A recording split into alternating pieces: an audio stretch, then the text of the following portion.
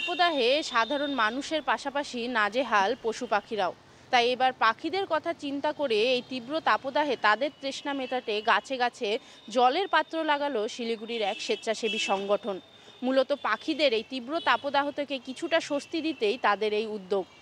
তবে শহর শিলিগুড়িতে এ ধরনের উদ্যোগ আগে কখনো দেখা যায়নি।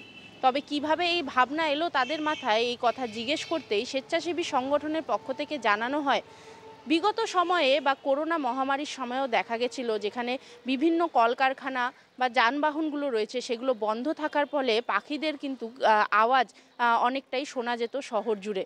তবে চলতি সময়ে যতটা দূষণ বাড়ছে বা গাছের সংখ্যা কমছে ততটাই কিন্তু এই তীব্র তাপদাহ বেড়েই চলেছে।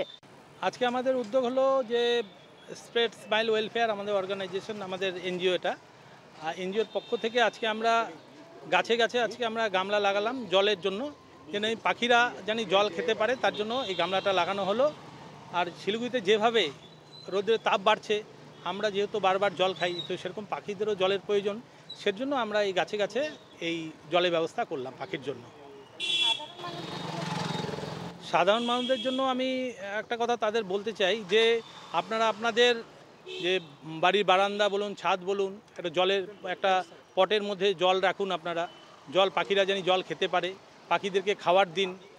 তারপরে কেউ যদি পাখিকে মারতে যাচ্ছে তখন তাকে বাধা দিন। তারপরে এই যে এই কোনো বাজি বলুন, বাজি ফোটকা, এগুলো জানি পাখির সামনে জানি না ফোটায়, এই বিষয়টা আমরা মানুষকে বার্তা দিতে চাই। উদ্যোগটা ভালোই আছে, খুব ভালো। এটা করা তো এই মানুষ হয়ে তো এই সমস্ত কাজই করা দরকার। আগের থেকে যত দিন যাচ্ছে তো সব কিছুই মানে ভালো হচ্ছে আর কি। আমার শহর শিলিগুড়ি থেকে রীনা কুমার, কলকাতা টিভি।